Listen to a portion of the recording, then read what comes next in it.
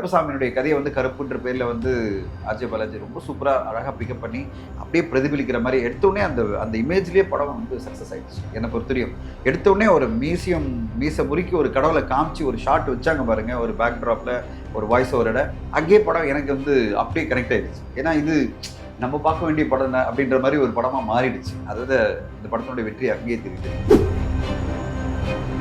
அவர் படங்கள் வரும்போது ஏதாவது வகையில் ஒரு நெகட்டிவாக ஒரு விஷயத்த சொல்கிறாங்களோ அவங்க எல்லாருமே இது வந்து ஒரு பெரிய சம்பவமாக இருக்கும்போது கருப்பு வந்து பெரிய பிளாக் பஸ்டராக மாறும் அப்படின்னு பல பேர் அந்த இன்டர்வியூலாம் நான் பார்க்கும்போது ஓகே ஃபைன், இப்போ நம்ம எதுவுமே சொல்ல வரோம், அவங்களே நல்லா சொல்கிறாங்க, அவங்களே வந்து இவ்வளோ அப்ரிஷியேட் பண்ணி சொல்லும்போது அதுதான் முதல் வெற்றியாக கருப்பு படத்துக்கு நான் பார்க்குறேன். வாசா படம் சேஞ்ச் ஓவர் இருக்கும், எனக்கு இன்னொரு பேர் இருக்கு அப்படின்னு சொல்லுவாங்க. அதே மாதிரி அந்த டீசர்ல வந்து சூர்யா சாருமே அதே ஆங்கிள் வச்சு எனக்கு இன்னொரு பேர் இருக்கு சரவணன் தான் சொல்றது. அதே டீகோடிங்க நானும் பார்த்தேன். இந்த படத்துல அவர் மியூசிக் முதல் முறையா வெளில வந்திருக்கு, பேக்ரவுண்டு ஆர்ஆர் நீங்க பார்த்துருக்கீங்க, பாடலுமே அதில் வந்திருக்கு. அந்த இளைஞருக்கு இருக்கிற டேலண்ட் எல்லாம் இந்த படத்துல வெளியே வந்திருக்கு. ஸோ கண்டிப்பா யாரெல்லாம் இந்த மாதிரி கமெண்ட்ஸ் எல்லாம் கொடுத்துக்கிட்டு ஏதாவது இன்டர்வியூ கொடுத்துக்கிட்டு இவர் வந்து ஏதோ ஒரு பயஸில் எல்லாரும் பண்ணுறாங்க, இல்லை இன்ஃப்ளூயன்ஸ் பண்ணி பிஆர் பண்ணி வாய்ப்புகள் வாங்குறாங்கன்னு சொல்லுவாங்கலாம், வாய் அடைக்கிற மாதிரி தான் இந்த படத்தில் அவர் கொடுத்த மியூசிக்கும் பேக்ரவுண்ட் மியூசிக்கும் இருக்குது. அதனால் எனக்கு வந்து இனிமே முத்துக்குமாரனுடைய ஃபேமிலிக்கு வந்து அவங்க ஒரு சொந்த வீடு இல்லை அப்படின்னு ஏஎல் விஜய் அவர்கள் டிசைட் பண்ணுறாரு. ஒரு லைவ் கான்செப்ட் பண்ணி நம்ம வந்து எல்லா மியூசிக் டேரக்டரை வர வச்சு நம்ம வந்து ஒன்று பண்ணலாம். சூர்யா அவர் ஃபஸ்ட்டு சொன்ன வார்த்தை எனக்கு அது விஜய் வந்து என்ன சொன்னார், சார் நான் ஏதாவது பண்ணமா அந்த ஃபேமிலி சொல்லுங்கள் நான் பண்ணுறேன். எத்தனை பேர் இந்த மாதிரி சொன்னாங்க, எத்தனை பேர் சொன்னாங்க, நம்ம எவ்வளோ பேர் போய் இன்வைட் பண்ணோம். அந்த மாதிரி வாயை திறந்து யாருமே அந்த ஃபேமிலிக்கு ஏதாவது பண்ணமா சொல்லுங்கள் நான் பண்ணுறேன் அப்படின்னு சொல்லவே இல்லை.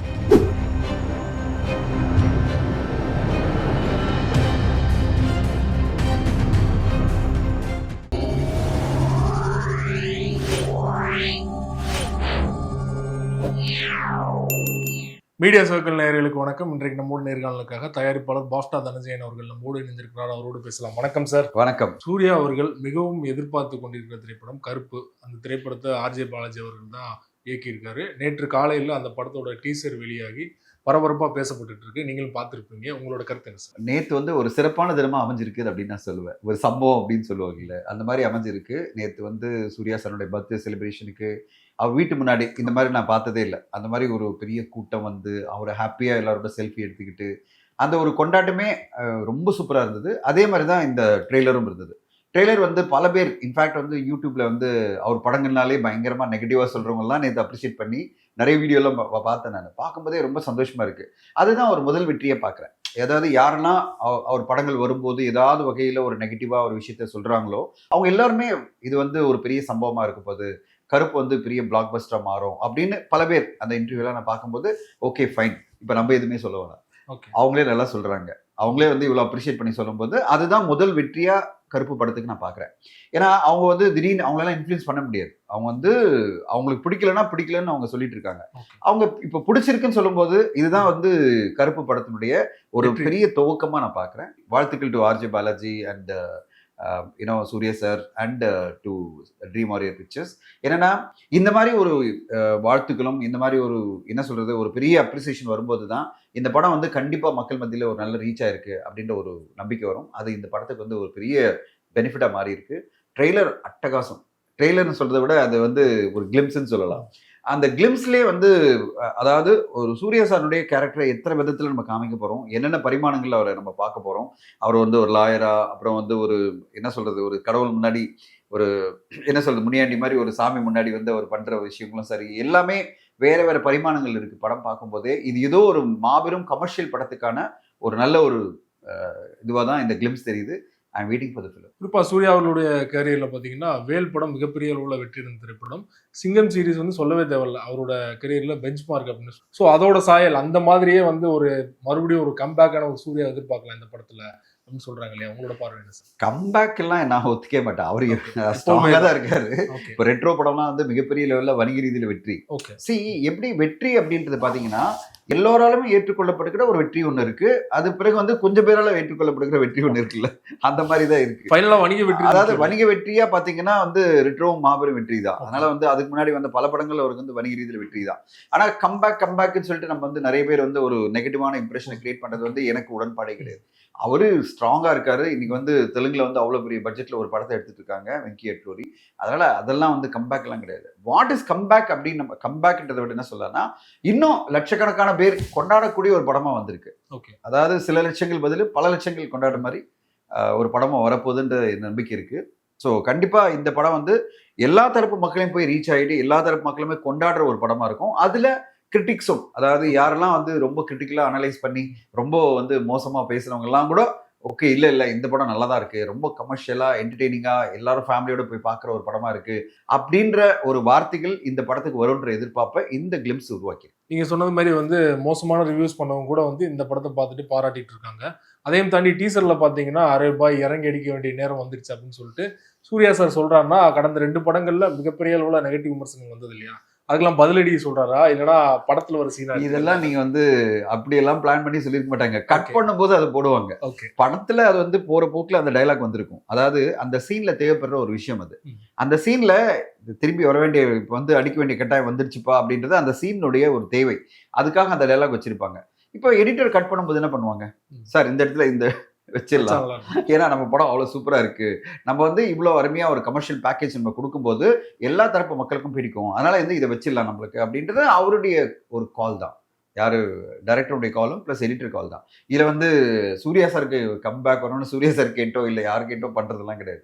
அது அவங்களாம் ஒன்று பண்ணுவாங்க. அது வந்து படத்துல ஏற்கனவே எடுக்கப்பட்ட ஒரு காட்சியினுடைய ஒரு சின்ன ஒரு கிளிம்ஸ் தான். அப்படிதான் பார்க்கணுமே தவிர இது வந்து பிளான் பண்ணி உனக்கு சொல்றேன் பார், நான் திருப்பி வந்து அடிக்கிறேன் பார் அப்படிலாம் வந்து சூர்யா சார் எப்பா அந்த மாதிரி ஒரு டைலாக் வை அப்படிலாம் சொல்ல மாட்டாரு. அவர் அது மாதிரி இன்வால்வே பண்ண மாட்டார். அவரை பொறுத்தவரையும் ட்ரெய்லர் அனுப்பும் போது அவர் பார்த்துட்டு நல்லா இருக்கா, ஓவராலா நல்லா இருக்கா, இல்லைன்னா ஏதாவது ஓவரா இருந்தால் மட்டும்தான் அவர் ஏதாவது கமெண்ட் பண்ணியிருப்பாரு. இல்லைன்னா மற்றபடி வந்து நல்லதா இருக்கு கோயட் அப்படின்னு சொல்லியிருப்பாரு. மூக்குத்தி அம்மன் திரைப்படம் ஆர்ஜே பாலாஜி இயக்கத்தில் மிகப்பெரிய அளவில் வெற்றியிடம் திரைப்படம். ஆனால் மூக்குத்தி அம்மன் 2 வந்து சுந்தர் சி அவர்கள் இயக்கிட்டு இருக்காரு, எல்லாரும் தெரியும். ஆனால் இந்த திரைப்படம் கருப்பு திரைப்படம் வந்து மூக்குத்தி அம்மன் படத்தோட மேல் வெர்ஷனா சூர்யா அவர்கள் நடிச்சிருக்காரு அப்படிங்கிற மாதிரி நிறைய பேர் பேசிட்டு இருக்காங்க இல்லையா?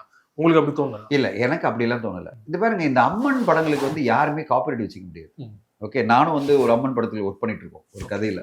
ஓகே, வேற ஒரு அம்மனுக்காக ஒன்று ஒர்க் பண்ணிட்டு இருக்கோம். சரி, இந்த அம்மன் படங்கள், சாமி படங்கள், கோஸ்ட் படங்கள், இந்த மாதிரி படங்களுக்கு வந்து நீங்க யாருமே ஹாரர் படங்களுக்கு இதுக்கெல்லாம் நீங்க காப்பிரைட்டே வச்சுக்க முடியாது. யாருக்கும் இதுதான் அவர் படம் தான் இப்படிதான் இருக்கும் அப்படின்லாம் சொல்ல முடியாது. ஹாரர் காமெடியில எத்தனை படம் வந்துட்டு இருக்கு, நம்ம பார்த்துட்டே இருக்கோமா இல்லையா? அதாவது ஒரு பேயை வந்து பிடிச்சி வச்சுக்கிற மாதிரி ஒரு கதை வருது, பேயே காமிக்காம ஒரு படம் வருது, இப்படியெல்லாம் நிறைய படங்கள் நம்ம பார்த்துருக்கோம். மர்மரில் பேயே காமிச்சிருக்க மாட்டாங்க. அதே மாதிரி நீங்கள் வந்து இப்போ இதில் பார்த்தீங்கன்னா ஜின்ன்ற படத்தில் ஒரு பேயை அடைச்சி வச்சிருக்க மாதிரி காமிப்பாங்க. இப்போ பேயை எப்படிலாம் காமிக்க முடியும்னு ஒருத்தருக்கு கிரியேட்டிவ் உரிமை இருக்கும்போது அம்மனை எப்படியும் காமிக்கிறதுக்கு எல்லாம் உரிமை இருக்குது. அதனால் அதை எடுக்கல, அதனால் இது காம்படிஷன் இதெல்லாம் கிடையாது. ஆளாளுக்கு ஒரு உரிமை இருக்குது.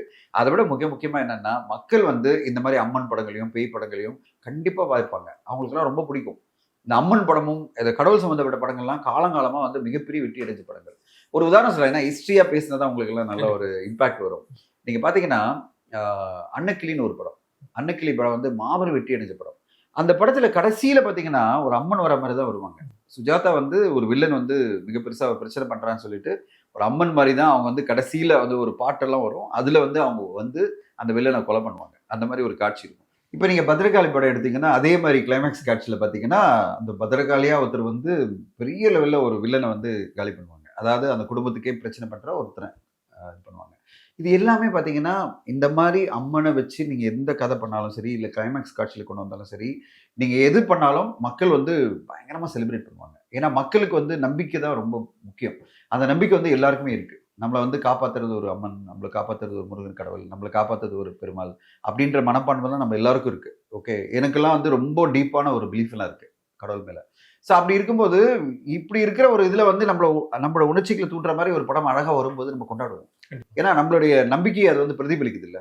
ஸோ ஆட்டோமேட்டிக்காக அந்த மாதிரி படங்கள்லாம் வெற்றி அடையும். அதனால் வந்து யாருனாலும் இந்த மாதிரி காட்சிகளை வச்சு எடுக்கலாம். அதனால் யாரும் இதுக்கு வந்து தனிப்பட்ட உரிமை கொண்டாடி இல்லை இது மாதிரி தான் அது இருக்குது, அந்த மாதிரி இது இருக்குன்னு சொல்கிறதுக்கு உரிமையே கிடையாது. அந்தந்த கிரியேட்டருடைய ஒரு ஐடியா, அந்தந்த கிரியேட்டருக்கு என்ன தோடுதோ அவங்க பண்ண முடியும். ஏன்னா கருப்பு அப்படின்றது வந்து கருப்புசாமி வச்சு எடுக்கிறது வந்து பல படங்கள் வெற்றி அடைஞ்சிருக்கு. நீங்கள் பார்த்தீங்கன்னா ராஜ்கிரண் ஒரு காலகட்டத்தில் கருப்புசாமி வச்சு தான் நிறைய படங்கள் வெற்றி அடைஞ்சது.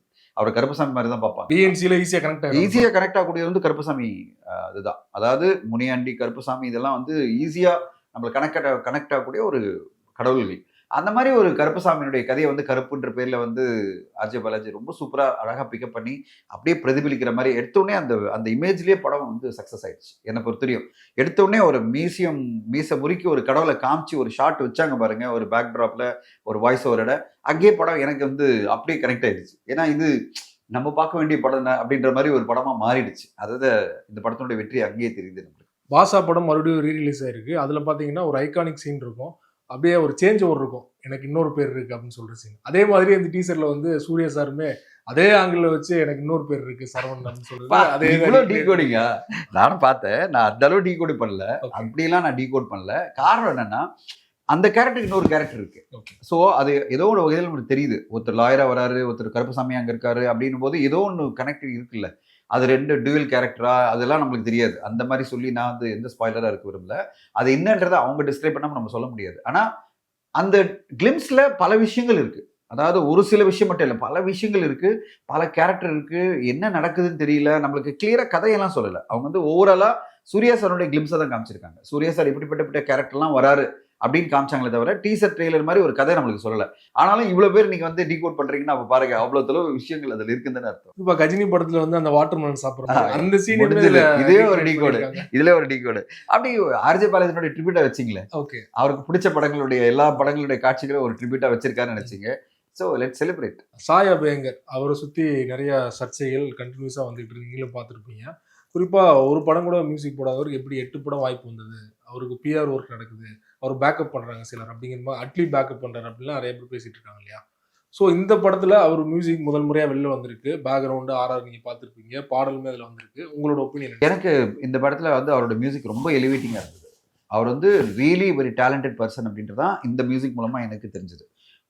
அதாவது இவ்வளோ பெரிய ப்ராஜெக்டை ஹேண்டில் பண்ணக்கூடிய கெப்பாசிட்டி இருக்கிற ஒரு இளைஞரை தான் நான் பார்க்குறேன்.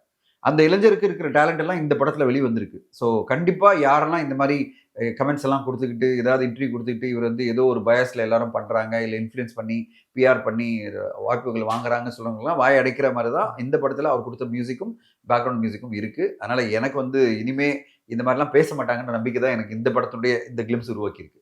ஆனால் அதெல்லாம் பார்க்கும்போது அவருக்கே ஒரு அழுத்தம் இருந்திருக்கும் இல்லையா. அந்த படத்தில் நம்ம கண்டிப்பாக வந்து முதல் படம் எல்லாரும் எதிர்பார்ப்பாங்க, ஒரு சர்க்கிள் வந்தனா அதே ஒரு காரணம் காட்டி நிறைய விமர்சனம் பண்ணுவாங்க. ஸோ அந்த அழுத்தத்தோட அந்த படத்துக்கு மியூசிக் கொடுப்பாங்க. ஒரே ஒரு விஷயம் சொல்லிடுறேன் சிவா, இங்கே வந்து முதல் படத்துக்கு இல்லை, எல்லா படத்துக்குமே எல்லாருக்கும் அழுத்தம் வரும். ஓகே, இப்போ நான் வந்து ஒரு படத்தில் இன்வால்வ் பண்ணி பண்ணுறேன் வச்சிங்களேன், ஏதோ ஒரு வகையில் இன்வால்வ் பண்ணுறேன், இன்வெஸ்ட் பண்ணுறேன் வச்சிங்களேன், எனக்கு அழுத்தம் உடனே ஆரம்பிச்சிடும்.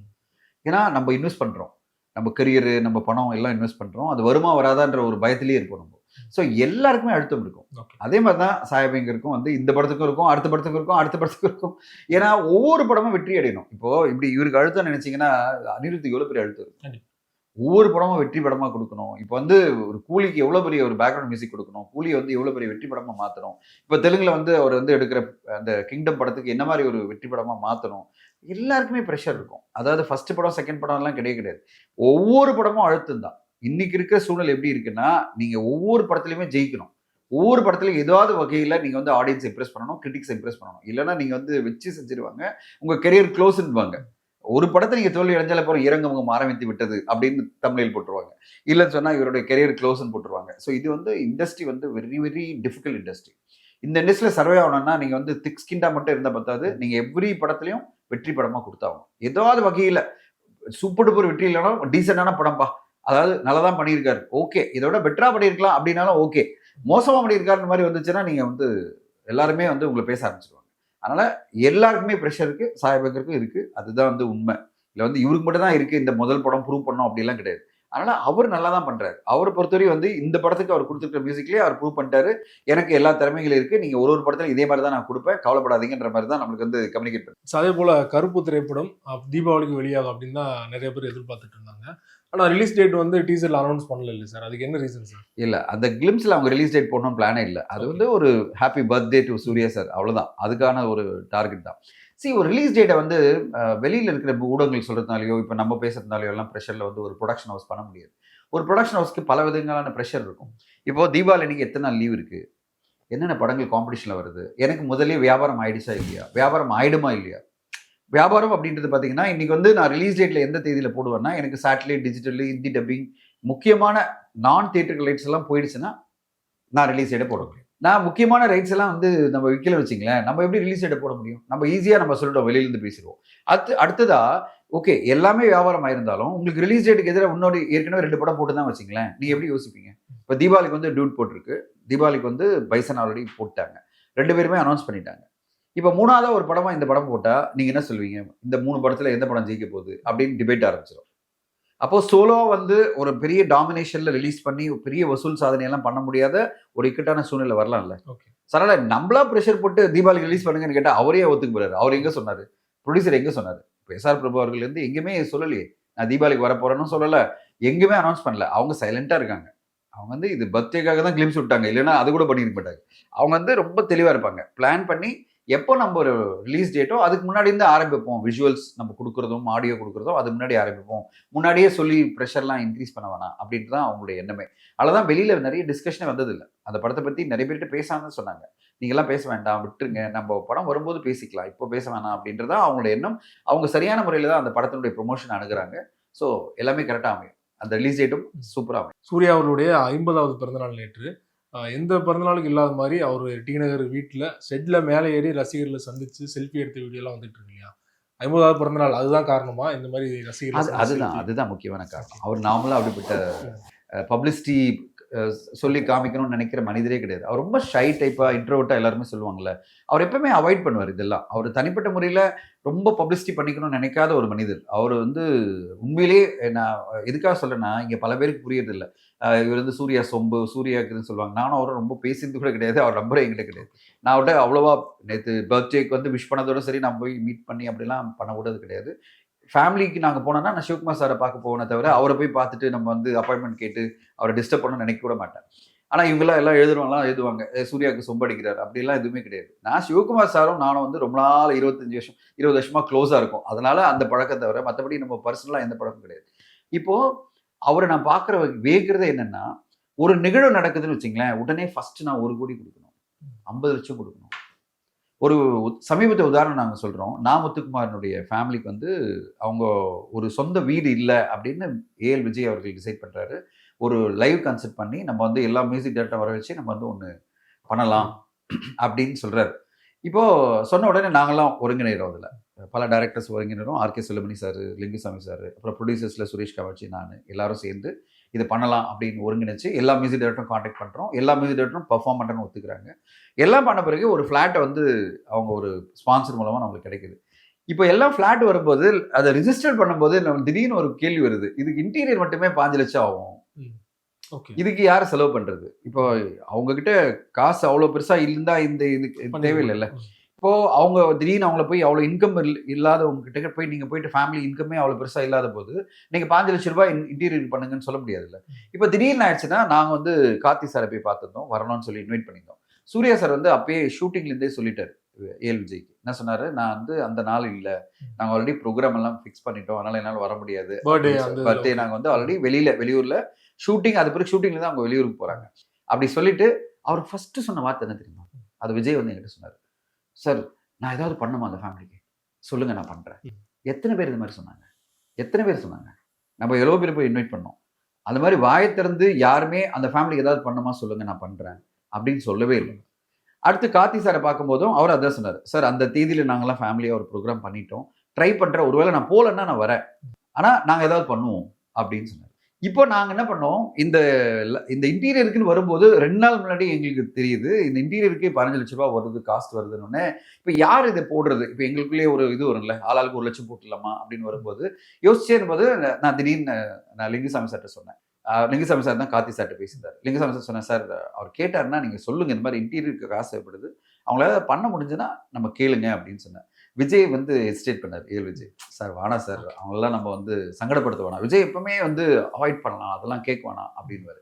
நான் சொன்னேன், சார் அவரா சூர்யா சாரா தான் கேட்டாரு, பண்ண முடியுமா, நான் எதாவது பண்ண முடியுமா சொல்லுங்க அப்படின்னு சொல்றாருல்ல அப்படின்னா. இப்போ லிங்குசாமி சார் கார்த்தி சார்ட்ட கால் பண்றாரு. கால் பண்ணி பேசின உடனே கார்த்தி சார்ட்ட சொல்றாரு, மாதிரி ஒரு 5 லட்ச ரூபாய் இன்டீரியருக்கு ஆகுது, உங்களால் ஏதாவது முடிஞ்சுன்னா நீங்கள் கொடுத்துருங்க அப்படின்னு சொன்ன உடனே மறுநாள் எனக்கு வந்து சிவகுமார் சார் கால் பண்ணார், டேய் அந்த ஈவெண்ட் நான் வந்து சிவகுமார் சாரையும் கால் பண்ணியிருந்தேன். அவர் உடனே சொன்னார், டேய் நான் வரேன்டா, ஃபங்க்ஷன் வரேன்டா, சூர்யாவும் கார்த்தியும் ஆளுக்கு 5 லட்ச ரூபா போட்டு 10 லட்ச ரூபா செக் என்கிட்ட கொடுத்துட்டாங்க, ஏன்னா அவங்க ஊருக்கு போயிட்டாங்க, நான் எடுத்துட்டு வரேன், எனக்கு மேடையில் வந்து நான் கொடுத்துட்றேன்ப்பா அப்படின்னாரு. வாங்க சார் அப்படின்னு சொன்னேன். நான் சொல்கிறேன், எத்தனை பேர் இது மாதிரி கொடுக்க கொண்டு வந்தாங்க?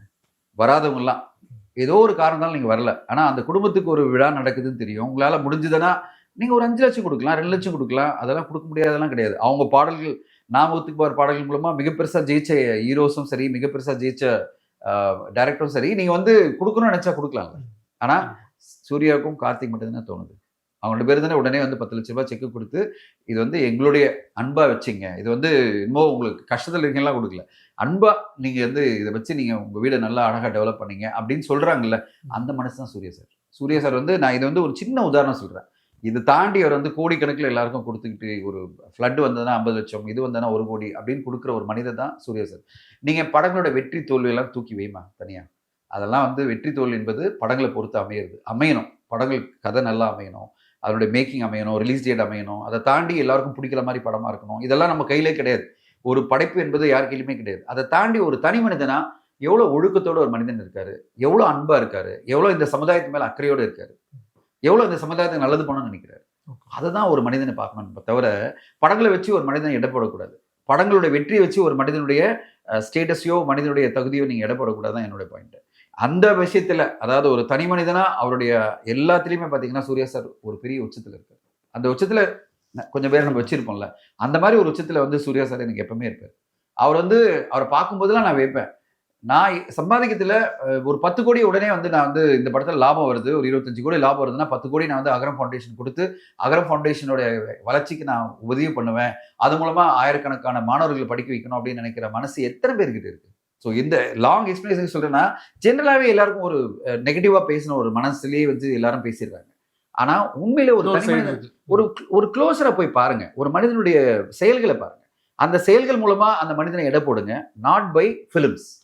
என்னுடைய படைப்புகள் மூலமாவோ என்னுடைய படங்கள் மூலமா என்ன எடை போடாதீங்க, என்னோட செயல்கள் மூலமா என்ன எடை போடுங்க. நான் இந்த சமுதாயத்துக்கு என்ன பண்ணிட்டு இருக்கேன், இந்த சமுதாயத்துக்கு ஏதாவது நல்லது பண்ண நினைக்கிறேன்னா இல்லை தீயது பண்ணிட்டு இருக்கேன்னா, அதை வச்சுதான் நீங்க எடை போடணும். அந்த வகையில சூர்யா சார் இந்த சமுதாயத்துக்கு மிகப்பெரிய நல்லதுகளை பண்ணிட்டு இருக்காரு. அப்படிதான் அவர் எடை போடணும்னு என்னுடைய பாயிண்ட் ஆஃப் வியூ. ரொம்ப நன்றி சார். சினிமா தொடர்பான பல்வேறு அப்டேட்டுகள் கொடுத்தீங்க, தொடர்ந்து கொடுக்கணும். மிக்க நன்றி. தேங்க்யூ.